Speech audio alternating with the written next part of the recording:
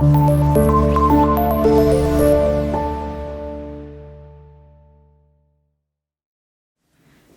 اللہ الرحمن الرحیم۔ شروع اللہ کے نام سے جو بڑا مہربان نہایت رحم کرنے والا ہے۔ اردو 11ویں جماعت کے ساتھ میں ہوں آپ کا معلم محمد اسامہ انس۔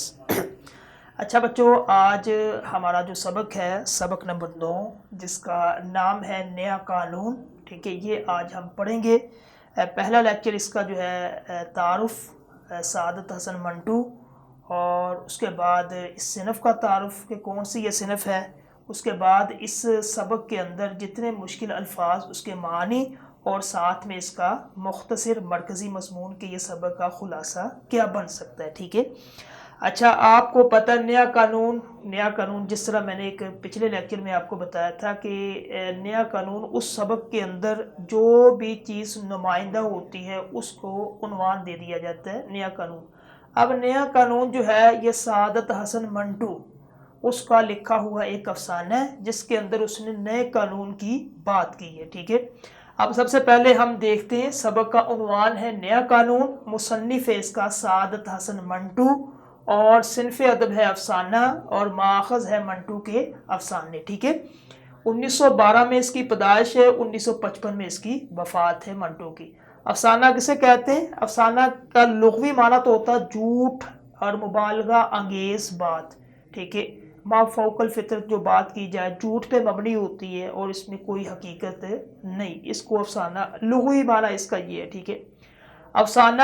اصطلاح کے اندر ایک ایسی نثری داستان کو کہتے ہیں جس میں ایک خاص کردار، ایک خاص واقعہ، ایک تجربے یا ایک تاثر کی وضاحت کی جائے۔ ناول کی ایک چھوٹی شکل آپ کہہ لیں افسانہ، ٹھیک ہے۔ یعنی کہ افسانہ جو ہوتا ہے سب سے بہترین افسانہ وہ ہوتا ہے، یہ ایک ناول کے اندر پوری زندگی کی عکاسی کی جاتی ہے آسان الفاظ میں۔ افسانے کے اندر کسی ایک معاشرے کے اندر کسی ایک کسی ایک پہلو پہ بات کی جاتی ہے، کوئی ایک کردار پہ بات کی جاتی ہے، کوئی ایک واقعے پہ بات کی جاتی ہے، ٹھیک ہے۔ اور سب سے بہترین افسانہ وہ ہوتا ہے کہ جو ایک چائے کی پیالی کے ساتھ، یعنی کہ ایک چائے کا کپ ہو اور ساتھ آپ پڑھتے ہو، ادھر سے آخری گھونٹ آپ کا، ادھر سے آپ کا آخری لفظ، یعنی کہ وہ آخری پیج آپ کا ختم ہو جائے۔ بہترین افسانہ وہ ہو جو آدھے گھنٹے یا 1 گھنٹے پر مشتمل ہو، ٹھیک ہے۔ اب اس سبق میں جو مشکل الفاظ ہے سب سے پہلے وہ دیکھ لیں، پھر آپ کو مختصر بتاتا ہوں کہ اس کے اندر کیا بیان کیا۔ اس میں سب سے پہلا جو ہے، یہ جب آپ پڑھیں گے ہر لائن میں جو مشکل ہے وہ الفاظ سارے کے سارے میں نے پورے چیپٹر میں سے نکال کے ادھر سامنے لکھ دیے۔ مدبرانہ کا مطلب ہوتا ہے دانش مندانہ، ٹھیک ہے۔ دوسرا ہے متانت کا مطلب ہوتا ہے سنجیدگی۔ تیسرا ہے مفکرانہ کا مطلب ہوتا ہے غور و فکر کرنے والا، مفکروں جیسا۔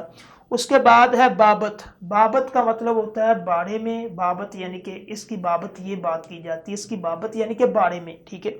تغرا کا مطلب ہوتا ہے موٹا تازہ۔ اس کے بعد ہے لفظ تنفر کا مطلب ہوتا ہے نفرت، جس سے نفرت سے نکلا یہ لفظ۔ اس کے بعد ہے مقدر کا مطلب ہوتا ہے غبار، گرد، ٹھیک ہے، آلودہ، اس کو کہتے ہیں مقدر۔ ہتک ہوتا ہے بے عزتی، اور بیاج کا مطلب ہوتا ہے دوسرا سود، ٹھیک ہے، بیاج کا مطلب سود۔ آہنی کا مطلب وہ ہے مضبوط، آہنی دیواریں، مضبوط دیواریں، ٹھیک ہے۔ اس کے بعد ہے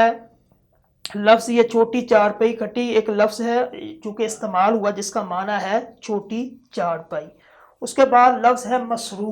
مسرور کا مطلب ہوتا ہے خوش شادمان، ٹھیک ہے۔ اس کے بعد ہے حقارت کا مطلب ہوتا ہے ذلت امیز، یعنی کہ جس کو بندہ حقارت بڑی نگاہ سے، ذلت بڑی جو ہے حقیر نظروں سے۔ اس کے بعد لفظ ہے تھوتنی کا لفظ ہوتا ہے، اس کا مطلب ہے آدمی کا منہ، ٹھیک ہے۔ اس کے بعد ہے درخشاں کا مطلب ہوتا ہے درخشاں یا درخشاں، اس کا مطلب بہت روشن، ٹھیک ہے۔ راونت کا مطلب ہوتا ہے غرور کرنے والا، تکبر کرنے والا، گھمنڈ کرنے والا، ٹھیک ہے۔ اس کے بعد ہے خیراکن کا مطلب ہوتا ہے حیرت میں ڈال دینے والا، حیرت میں ڈال دینے والا۔ اس کے بعد ہے ٹھڈی، اس کا مطلب یہ تھوڑی جو ہوتی ہے آپ کی، ٹھیک ہے۔ اس کے بعد ہے شستر کا مطلب ہوتا ہے حیران ہو جانا۔ راج، راج کا مطلب ہے فرما روائی، داری کا مطلب ہوتا ہے لکیر، اور غیر مرئی جو آنکھوں سے دکھائی نہ دی۔ اچھا، یہ پورے سبق کے اندر جو ہے یہ مشکل الفاظ، اس کے معنی آپ کے سامنے۔ اب اس سبق کے اندر سعادت حسن منٹو نے اس افسانے کے اندر کیا بیان کیا؟ یہ ایک افسانہ ہے، اور اس میں جو ہے نا یہ جو تناظر جو پچھلا سبق تھا اس کا جو ہے نا یہ ورٹیکل لنک جسے کہتے ہیں ربط، وہ اس کے ساتھ جو ہے نا ملتا ہے۔ پچھلا ختیجہ مستور کا ہم نے پڑھا تھا، وہ بھی تناظر تھا ہندوستان اور پاکستان کی تقسیم پاک و ہند پہ، ٹھیک ہے، جو آنگن پڑھا تھا ہم نے۔ اور بالکل یہ بھی وہی جو ہے نا یہ اس کے اندر بھی وہی چیز بیان کی ہے نیا قانون کے اندر، کہ ایک بندہ جو ہے جس کو بیان کیا ہے دوسرا سعادت حسن منٹو ایک علامتی طور پہ لے کے، جس کا نام ہے منگو کوچوان، ٹھیک ہے، کوچوان۔ اب وہ کیا کرتا ہے منگو کوچوان اپنے علاقے کا، یعنی کہ جتنے کوچوان وہ جو گھوڑا چلاتے تانگا چلاتے، ٹھیک ہے،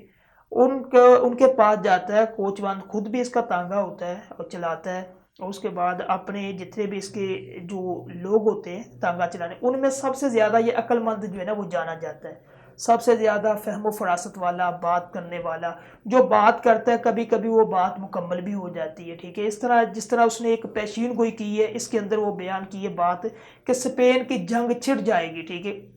اب واقعی یہ ہوا کہ اس کی پیشین گوئی ٹھیک ہوئی، اسپین کی جنگ جو ہے نا وہ لگ چکی۔ تو لوگ اس کو بڑا ہی اپنے نزدیک جو ہے نا یعنی کہ سمجھتے ہیں کہ یہ بندہ جو ہے نا بڑا قابل جو ہے غور بندہ ہے، لیکن پڑھا لکھا نہیں ہوتا، کچھ بھی نہیں اس کو پتہ ہے، یعنی کہ پڑھا لکھا اسکول میں نہیں گیا یہ، لیکن عقل مند لوگ سب اس کو پڑھا لکھا جانتے، عقل مند ہوتا ہے، فہم و فراست، جو بات کرتا ہے اچھی کرتا ہے، ٹھیک ہے۔ کیوں کرتا ہے؟ کیونکہ اس کا جو اٹھنا بیٹھنا بڑے لوگوں کے ساتھ کیا کہ تانگے میں جو لوگ بیٹھتے ہیں، برسٹر بیٹھتے ہیں، وکیل بیٹھتے ہیں، جو بھی ان کی باتوں کو بڑے غور سے سنتا ہے، ٹھیک ہے۔ تو اس وجہ سے اس کے پاس باتیں آ جاتی ہے، باتیں پھر لوگوں کو سناتا ہے۔ اب یہ استاد جو منگو ہوتا ہے، منگو کوچوان، استاد منگو اس کا نام ہے، استاد منگو کوچوان، ٹھیک ہے۔ اب یہ انگریزوں سے بڑی نفرت کرتا ہے، بہت زیادہ جو ہے نا یہ نفرت کرتا ہے، ان کو گورا پتہ نہیں کیا کہتا ہے، اور یہ الفاظ اس کے اندر استعمال ہوئے، سخت قسم کی نفرت کرتا ہے یہ ان کو، انگریزوں کو دیکھ کے جو نا اس کا جو چہرہ وہ یعنی کہ غصے سے بڑھ جاتا ہے۔ یہ جو لفظ لکھا ہوا نا رونت، حقارت، اس طرح کے لفظ ہے، خلاف، تحقیر، تذلیل، حقارت، متکبر، گھمنڈ، یہ جتنے بھی لفظ یہ جو ہے نا ان کو دیکھ کے جو ہے نا اس کے چہرے پہ آسان نظر آتے، ٹھیک ہے۔ اب یہ کیا کہ ایک دفعہ یہ اپنا تانگا لے کے جا رہا ہوتا ہے، اور برسٹر جو ہے نا وہ دو بیٹھے ہوتے ہیں، جو اس سے پہلے بلکہ یہ بیان کیا کہ وہ اس کو ایک پتہ چلتا ہے، جس طرح یہ لکھا ہوا نا ہندو مسلم فسادات، کہ سفر کرتا ہے کہ سواری کے درمیان وہاں سے جو ہے نا مسلم ہندو فسادات جو ہے نا وہ چھڑ جاتے، بحث چھڑ جاتی، پھر آہستہ آہستہ یہ دستوں گریباں ہوتے، ٹھیک ہے۔ اس کے بعد پھر جو ہے نا اس کو پتہ چلتا ہے کہ ایک نیا قانون جو ہے نا وہ آنے والا ہے، نیا آئین آنے والا ہے۔ اب یہ بڑا خوش ہوتا ہے، 1 اپریل کو کہتا ہے کہ ایک نیا قانون آئے گا۔ پھر اس کے تانگے پہ دو بریسٹر بیٹھے ہوتے ہیں، بریسٹر سے مراد یعنی کہ جو وکیل، وہ جب بات کرتے ہیں تو اس کو پتہ چلتا ہے کہ یہ جو ہے نا اس کے خلاف، یہ نئے قانون کے جو ہے نا یہ مخالف ہے۔ پھر اس کے بعد 3 طلبہ جو ہے نا وہ ان کو سنتا ہے، وہ کہتے ہیں کہ جب نیا قانون آ جائے گا پھر اسکالرشپ ملے گی، پھر ہمیں جو ہے سرکاری نوکری جاب ملے گی، ٹھیک ہے، پھر ہمارے گھر کے حالات ٹھیک ہو جائے، یہ بڑا خوش ہوتا ہے ان کی باتوں سے، ٹھیک ہے۔ اس کے بعد پھر جو ہے یہ طلبہ کی جب بات سنتا ہے، پھر اس کے دل کے اندر ایک امنگ، ایک نئی جو ہے وہ کیفیت جو ہے پیدا ہو جاتی ہے کہ نیا قانون آئے گا، ہم انگریزوں کو جناب جس طرح ہم پہلے تھے، انگریز ہمارے نیچے تھے، ہم بادشاہت قائم کرتے تھے، یہ ہمارا کہنا مانتے تھے، ٹھیک ہے، ویسے ہی وہ دوسرا اس کے ذہن کے اندر یہ ہوتا ہے نیا قانون، ٹھیک ہے۔ اب ہر روز یہ جاتا ہے اور اس کے بعد دیکھتا ہے دن جو ہے نا گنتی کے گن گن کے کہ کب 1 اپریل آئے اور کب یہ دوسرا نئے قانون کے بارے میں بات کرے۔ اسی طرح جو ہے نا وہ دن گزرتے جاتے گزرتے جاتے گزرتے جاتے، پھر آخر کار جو ہے نا یہ 1 اپریل آ جاتا ہے، اور یہ صبح سویرے نہا کے اپنے کپڑے، اور وہ کہتا ہے جس طرح وہ جواہر لال کے جلسے پہ جاتا تھا اس طرح تیار ہو کے باہر نکلتا، تانگا انارکلی میں لے کے جاتا، انارکلی میں جا کے وہ ناشتہ وغیرہ کرتا، ٹھیک ہے، اور اس کے بعد دیکھتا کہ نیا قانون کیا نافذ ہونے والا، ٹھیک ہے۔ وہاں پھر اس کی ایک لڑائی ہو جاتی ہے گھوڑے کے ساتھ، ٹھیک ہے۔ جب گھوڑے کے ساتھ لڑائی ہوتی ہے، آپس میں گتھم پیل جو ہے وہ کیا نام اس کا مارتے ایک دوسرے کو، جھگڑا کرتے ایک دوسرے کے ساتھ، تو پھر وہ کیا اس کو دو سپاہی جو ہے نا وہ چھڑاتے ہیں گھوڑے کے، یہ ان کو باتیں بھی کرتا ہے، ٹھیک ہے، اور اس کو کہتا ہے کہ او خان خلیل، وہ دن گئے کہ خلیل خان جب جو ہے نا وہ چڑیا یا پتنگ اڑاتا تھا یا چڑیا جو ہے وہ دن کہتا گئے، اب نیا قانون آنے والا ہے، ٹھیک ہے، اب آپ کی کوئی بات نہیں مانی جائے گی، ان کو کہتا ہے۔ پھر آخر کار جو ہے یہی اس کے نفرت جو ہے وہ ان کو گوروں کو اس طرح کے الفاظ کہتا ہے۔ اس کو پھر کیا جب نیا قانون آتا ہے، نیا قانون جو ہے نیا آئین آتا ہے، نیا آئین کیا ہے کہ یہ خوشی سے جلملاتا ہے اور ان کو گالیاں دیتا ہے، گالیاں دینے سے مراد کی حقارت کی نگاہ سے دیکھتا ہے کہ نیا قانون آ جائے گا، اب ہمارے کنٹرول میں یہ سارا ہندوستان، اب ہم کسی کی غلامی نہیں کریں گے، گورے یہاں سے چلے جائیں گے، ٹھیک ہے، گورے یہاں سے چلے جائیں گے، ٹھیک ہے۔ اس کے بعد پھر کیا ہوتا ہے جب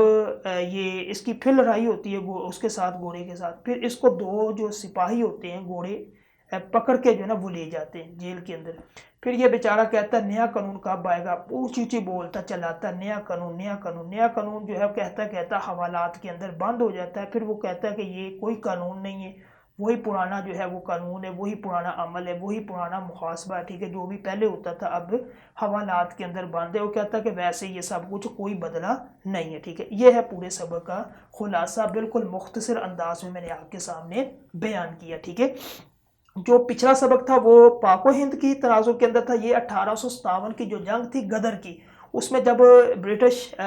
جو کمپنی ادھر آئی تھی بر صغیر میں، پھر انہوں نے کیا کیا، مسلمانوں کو ہندوؤں کو اپنے تسلط میں لیا، بڑا ظلم کرتے تھے، بہت زیادہ ظلم زبردستی زیادتی انہوں نے کی ہے مسلمانوں کے ساتھ، ٹھیک ہے، ہندوؤں کے ساتھ، اور اس کے بعد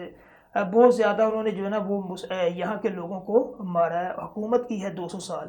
اور پھر جو ہے نا ان کو جتنے بھی یہاں کے لوگ تھے ان کو ان سے جوتے پالش کرواتے تھے، یعنی کہ جو گھر کے چپراسی ہوتے گھر کے کام سارے کرواتے تھے، اور گورا جو ہے وہ حاکم تھا، حکمران تھا، راج کرتا تھا اس خطے کے اوپر، اور یہ اس کی بات ہے، ٹھیک ہے۔ ختیجہ مستور کا جو ناول تھا وہ تھا پاک و ہند کے تناظر میں، یہ جو 1857 کے بعد جو حالات تھے اس کی ایک عکاسی کی ہے سعادت حسن منٹو نے، ٹھیک ہے، کہ ایک بندے کو علامتی طور پہ لے کے آئے منگو کوچوان، ٹھیک ہے، اس کی پھر ساری یہ کہانی اس نے بیان کی ہے۔ تو یہ تھا آج کا آپ کا سبق، اس میں مشکل الفاظ کے معنی یہ سارے میں نے لکھے ہیں، اس کے بعد بنیادی کردار جو ہے اس کے اندر منگو کوچوان کا ہوتا ہے، یہ تھوڑے پوائنٹ جو ہے نا میں نے لکھے تاکہ آپ کو یاد آ جائے۔ مارواڑیوں، یہ بھی جو ہے نا لفظ میں نے استعمال نہیں کیا، مارواڑیوں سے پتہ چلتا ہے، یہ ان سے پتہ چلتا ہے کہ نیا قانون جو ہے نا وہ آنے والا ہے، یہ ٹھیک ہے، مارواڑیوں۔ تو اس کے بعد جو ہے وہ یہ دو بریسٹر وہ بھی بات کرتے ہیں، یہ سارا جتنا بھی مسلم عدالت۔ اب اس کے اندر جو پورے سبق کے اندر بالکل مختصر انداز میں نے بیان کیا، اس کو آپ نے اچھے طریقے سے لکھنا، لکھنے کا طریقہ آپ دیکھ لیں کہ جب بھی آپ نے خلاصہ لکھنا ہے آپ نے یہ چیزیں لکھنی ہے، سبق کا عنوان، مصنف کا نام، صنف ادب اور ماخذ، یہ اگر نہ بھی لکھے لیکن کم از کم یہ جو مصنف کا نام یہ لکھنا، کیونکہ اس کا 1 نمبر ہوتا ہے، 1 نمبر لازمی اس کا، ٹھیک ہے، 9 نمبر خلاصے کے۔ خلاصہ جب آپ نے لکھنا ہے تو سب سے پہلے جب آپ نے ہیڈنگ دینی ہے خلاصے کی، ٹھیک ہے، خلاصے میں سب سے پہلے آپ نے سعادت حسن منٹو کے بارے میں ایک آدھی لائن، کہ اردو ادب کا بڑا افسانہ نگار ہے، ٹھیک ہے، اور اس کے جتنے بھی افسانے وہ حقیقت پہ مبنی ہے یا اس طرح جو بھی آپ نے لکھنا ہے۔ اس کے بعد پھر آپ نے ایک لائن تعارف کروا کے اس کے بعد پھر آپ نے بتانا ہے کہ سبق نیا قانون جو ہے سعادت حسن منٹو کا ایک افسانہ ہے جو اس کی کتاب منٹو کے افسانوں سے لیا گیا۔ اس افسانے کے اندر ایک منگو کوچوان جو کہ ایک علامتی طور پہ ایک بندہ استعمال کیا ہے منٹو نے، ٹھیک ہے، اور پھر اس کی آگے کہانی بیان کی ہے۔ وہ ساری کہانی آپ نے 2 سے 2.5 پیج تک جو میں نے آپ کو بتائی ہے بالکل آسان ہے، کوئی مشکل نہیں، ایک دفعہ پڑھیں گے آپ، خود پڑھیں گے، ریڈنگ کریں گے، آپ کو پتہ چل جائے گا، ٹھیک ہے، کیونکہ خلاصہ اپنے الفاظ میں لکھنا ہوتا ہے، کہانی میں نے آپ کے سامنے رکھ دی ہے کہ اس کے اندر کیا بیان ہوا، ایک دفعہ آپ پڑھیں گے آپ کو زیادہ سمجھ آ جائے گی، ٹھیک ہے۔ تو یہ تھا آج کا آپ کا لیکچر جو کہ تعارف، الفاظ معنی، صنف کے بارے میں تعارف، اور اس کے بعد یہ مختصر اس کا مرکزی خیال یا خلاصہ آپ کے سامنے پیش کیا۔ اب اگلا لیکچر انشاءاللہ اس کا سیاق و سباق کا ہوگا۔